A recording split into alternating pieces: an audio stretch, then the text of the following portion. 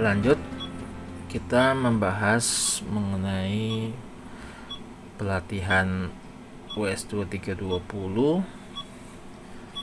Yang kita bahas kali ini adalah di konfigurasi test setting. Jadi kalau sebelumnya kita membahas mengenai setting measurement, setting pengukuran, bagaimana defaultnya US ini melakukan pengukuran, ya, yang efeknya nanti di main screen. Setiap parameter di main screen ini pengukurannya itu mengacu kepada settingan yang di measurement setting, seperti itu.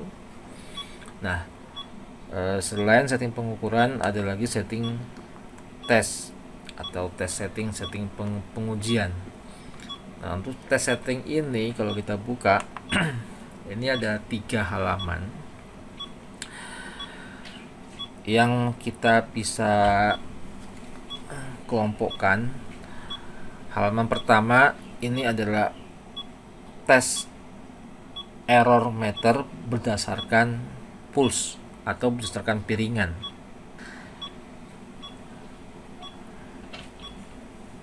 Yang kedua, kalau kita masuk ke halaman kedua, ada namanya energy test. Jadi selain pulse yang kita bisa uji, register pun juga bisa kita uji.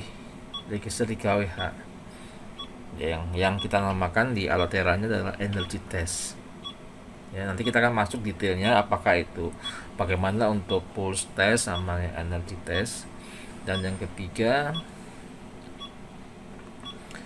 ini bicara mengenai snapshot. Snapshot itu dia mengcapture secara otomatis. Nah, apa yang di capture? Yang di capture ini adalah tampilan main screen-nya. Karena main screen ini tampilnya sebenarnya banyak ya. Kalau kita lihat, tekan kursor ke bawah. Nah, ini juga bagian dari main screen. Load value, ada lagi tekan ke bawah, ini adalah yang primary-nya. Jadi tampilan main screen ini banyak macam, dan tampilan ini bisa kita capture, artinya kita snapshot. Caranya adalah di test setting ini. Nah, test setting ini di bagian ketiga ini dia menjelaskan bagaimana kita melakukan snapshot main screen tadi itu. Oke, saya masuk dulu di halaman pertama. Nah, untuk meter error test yang tadi saya sempat jelaskan, ini berkenaan dengan bagaimana kita mendapatkan error meter berdasarkan pulse atau piringan. Kalau pulse kan untuk KWH yang digital, yang elektronik. Kalau yang disk itu kan berdasarkan yang piringan, ya. Nah,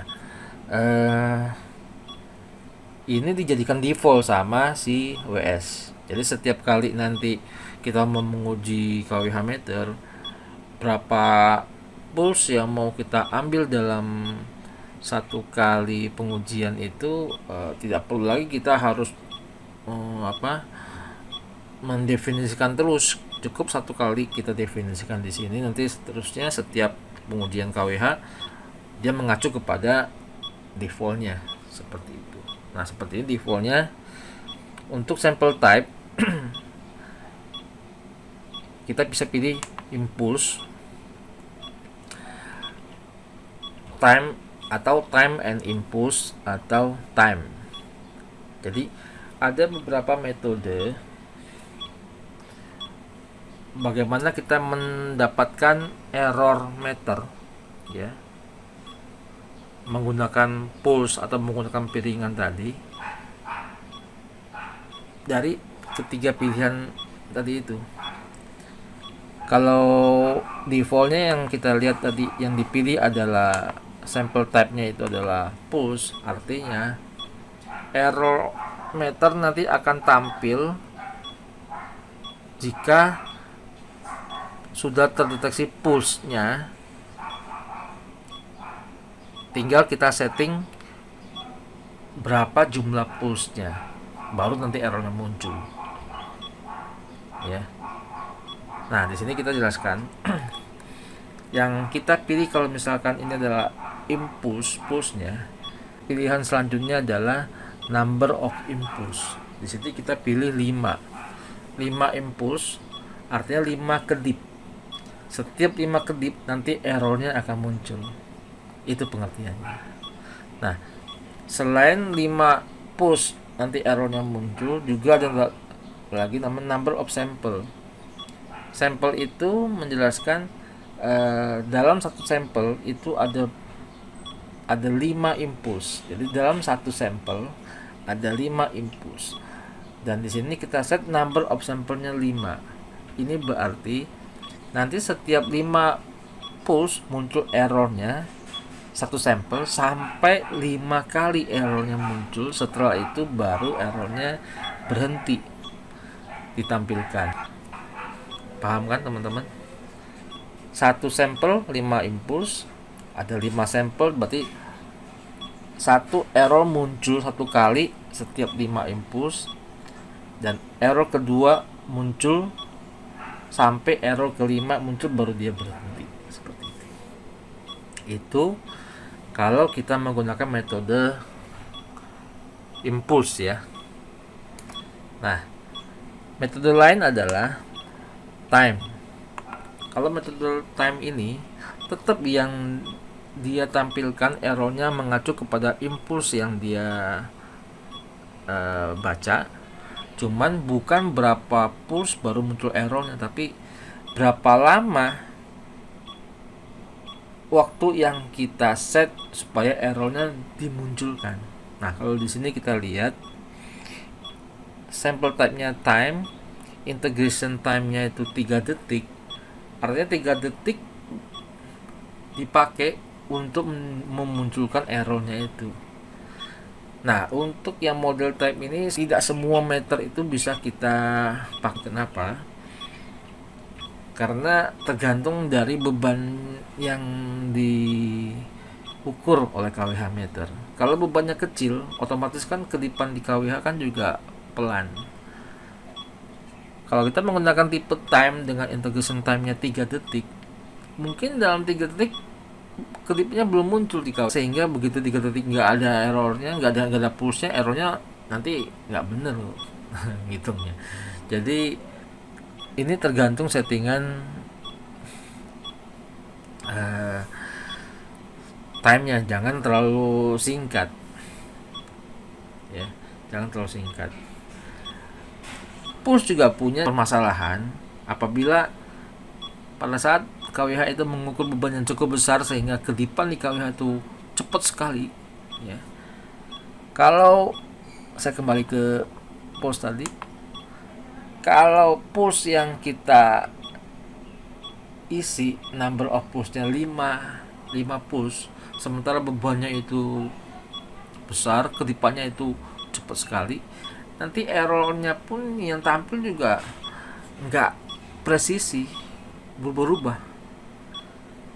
Nah, jadi kalau teman-teman yang sudah pengalaman melakukan pengujian KWH, pada saat beban besar, untuk mendapatkan error yang stabil, pulse-nya itu harus dibanyakin number of pulse-nya. Katakanlah sampai 20 pulse baru errornya keluar. Nah, tapi kalau kita nggak merubah di number of pulse, ya sudahlah, saya nggak mau menggunakan metode impulse karena bebannya besar, kedipannya banyak. Mendingan saya menggunakan tipenya yang time. Nah, tipe time ini bisa kita kasih katakanlah 10 second untuk beban besar. Jadi dia nggak peduli lagi berapa pulse yang dia ambil, pokoknya kedipannya udah cepet, saya tinggal nunggu 10 detik baru nanti errornya tampilkan. Ini baru efektif. Jadi teman-teman bisa memilih. Dan di time pun juga ada namanya number of sample. Jadi setiap 10 detik muncul errornya sampai 5 kali muncul error baru dia berhenti menghitung error. ya. Nah, ada lagi pilihan yang times and impulse. Time and impulse itu artinya kita menyerahkan ke si Altera. Saya nggak mau mikirin mau pulse kah atau mau time kah, nanti Altera yang memilih sendiri. Kalau kita pilih time and impulse, terus integrationnya kita pilih 10 detik, number of impulse-nya katakanlah 5, number of number of impulse-nya 5, number of sampel-nya 5, terus kita mulai start untuk pengujian error, nanti Altera akan melihat duluan mana ini yang tercapai, duluan time kah atau duluan pulse kah. Nanti biar Alteranya yang memilih bagaimana dia menampilkan errornya. Ini juga bisa kita pilih kalau kita tidak ingin memilih salah satu, tapi kita serahkan Altera untuk menggunakan dua model itu. Ya silahkan teman-teman memilih ini. Oke. Nah, ada lagi CTPT ratio di situ show. Ini defaultnya show ya, khusus untuk KWH meter yang ada faktor kali CT atau CTPT-nya. Nanti pada saat tampilan tegangan, arus, daya, energi dan seterusnya itu ada pembacaan sekunder, ada pembacaan primer. Nah, kita pilih show di sini artinya nanti tampilan primernya akan kebaca. Tapi kalau kita pilih hide,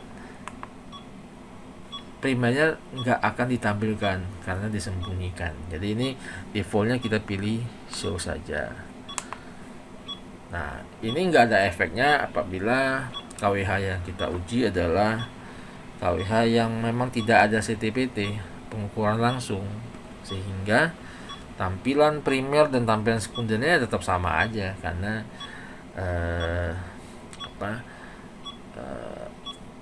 tidak ada faktor kali CTPT seperti itu. Test result detail always show, ini on, kita on kan.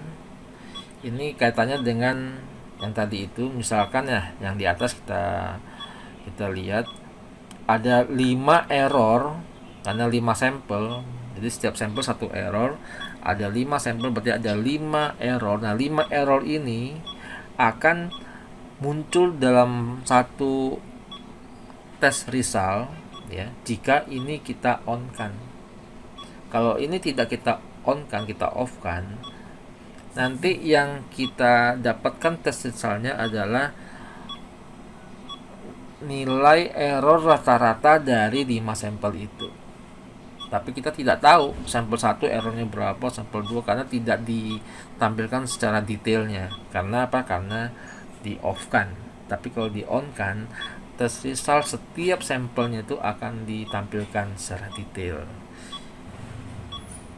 di layar uji itu. Nanti kita bisa lihat pada saat kita menguji mulai masuk kepada sesi demo ya, pengujian error seperti itu. Jadi ini penjelasan mengenai test result detail.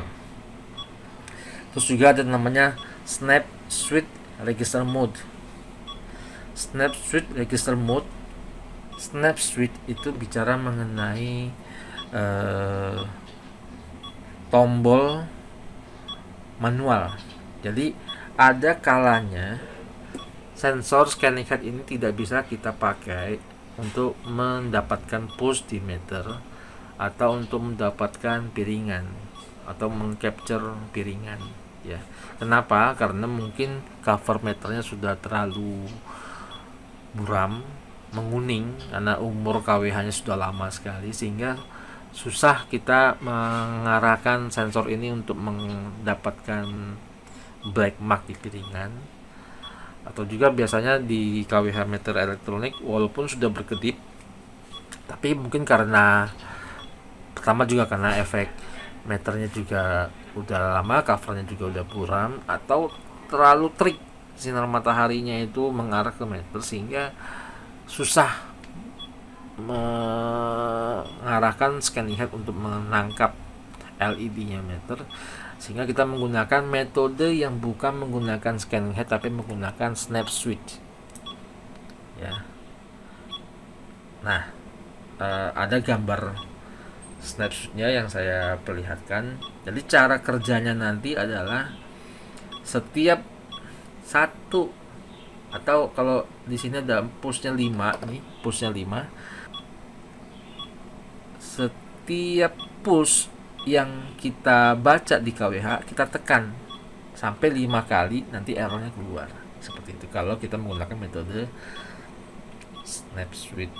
Makanya di sini adalah each impulse on.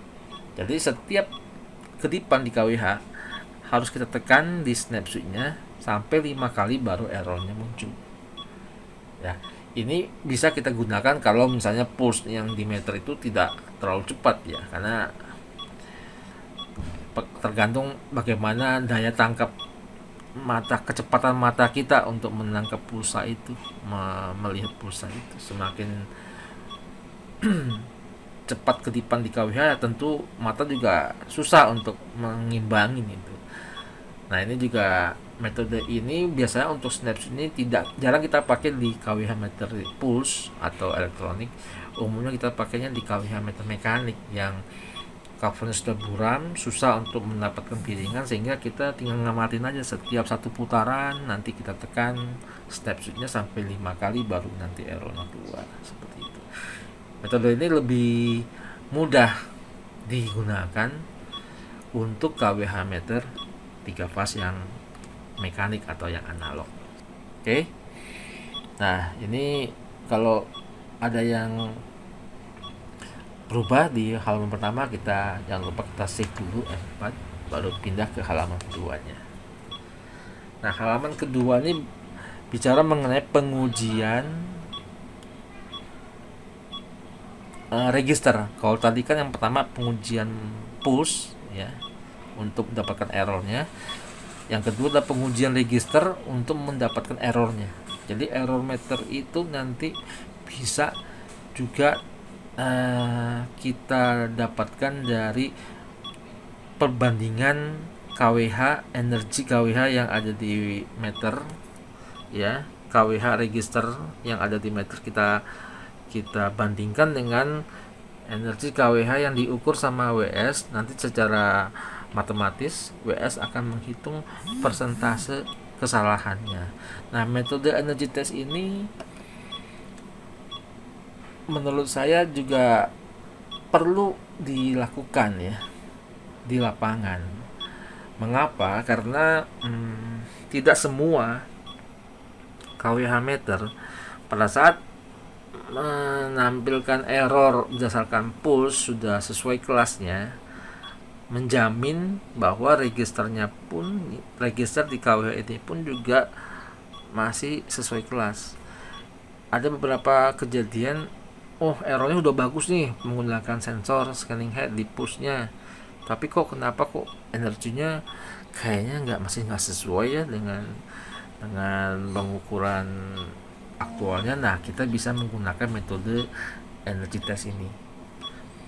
Nah, energy test ini modenya ada beberapa mode juga, ada menggunakan time, ada menggunakan energy.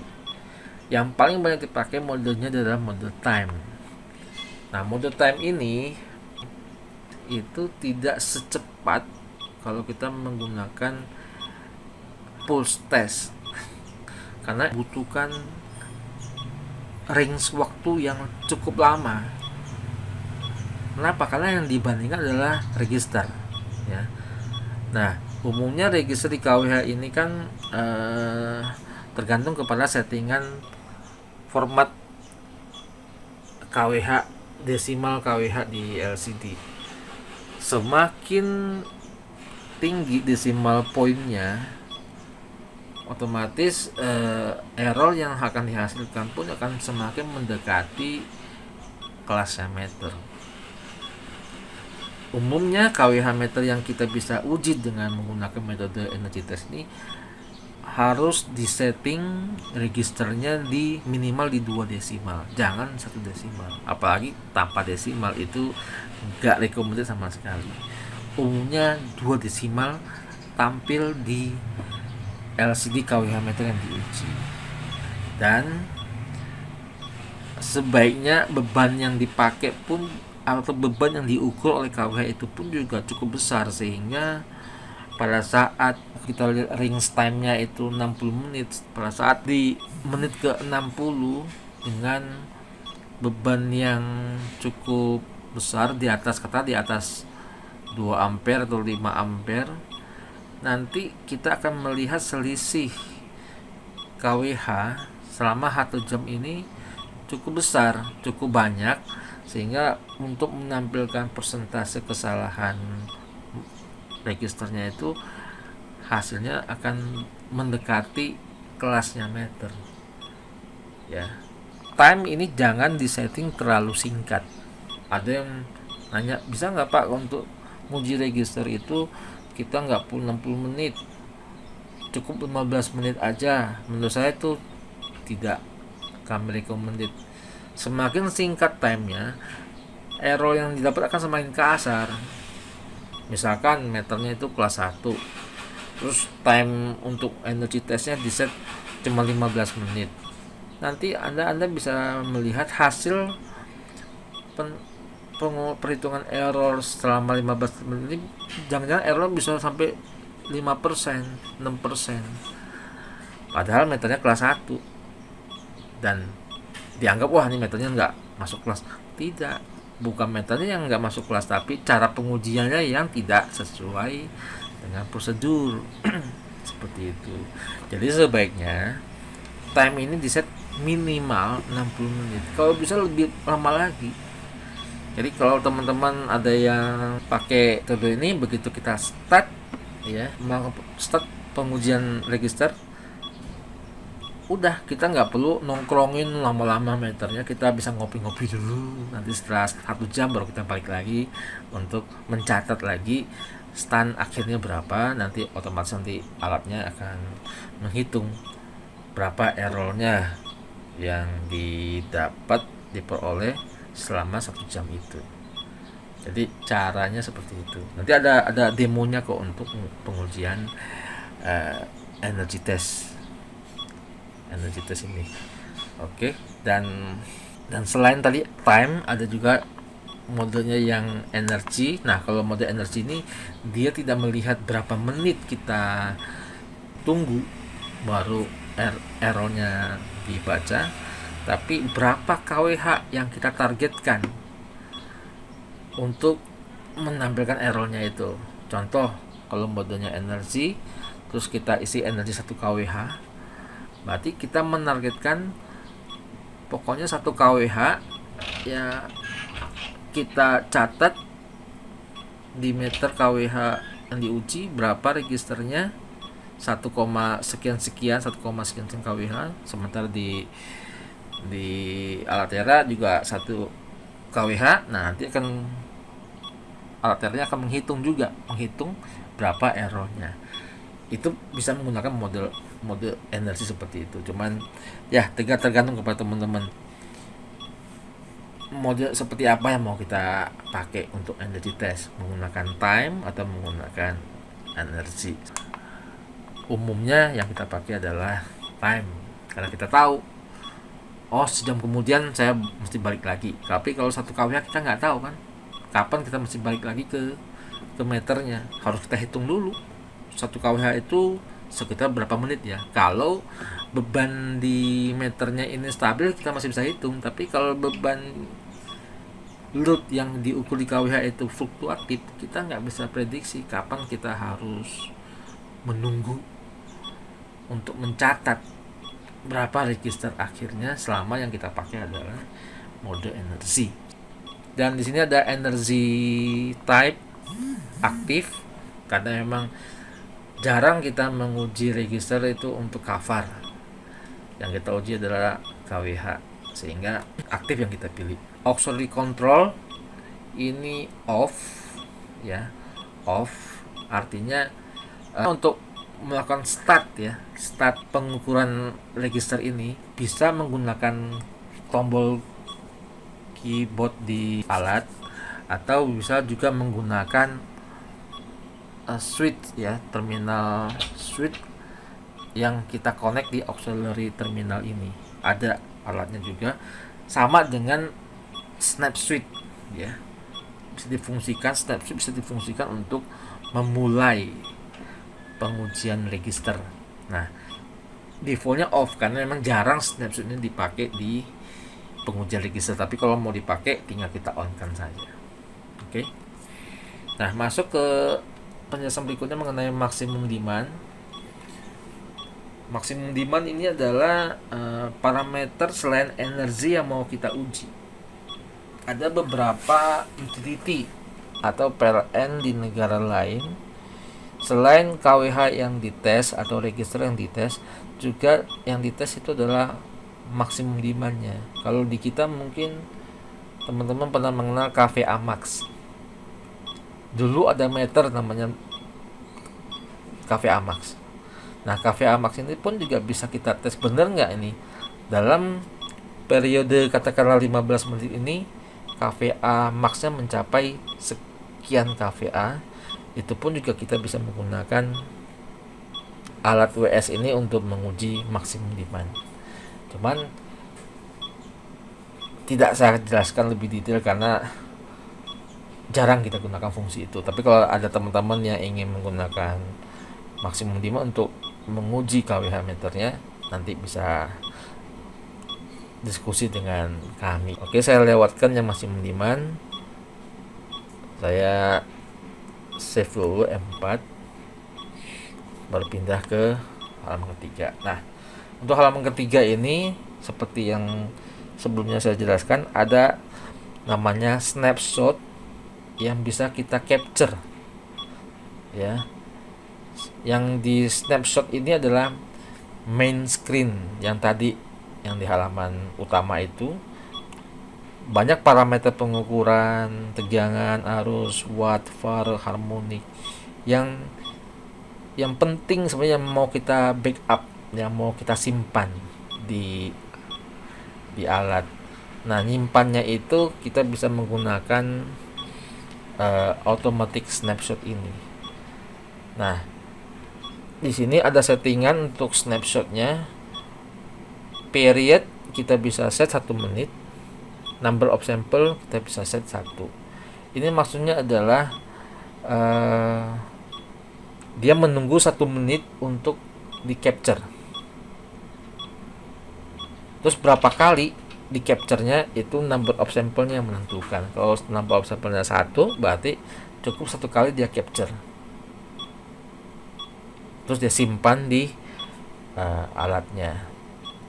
Nah, jangan lupa pada saat kita tekan start ini, kita sudah mengarahkan capturean ini tersimpan di KWH meter apa. Kita harus mengarahkan dulu meter yang mau kita simpan snapshotnya. Contohnya gini, saya lihat di database, atau enggak usah di database, saya lihat aja di persen errornya.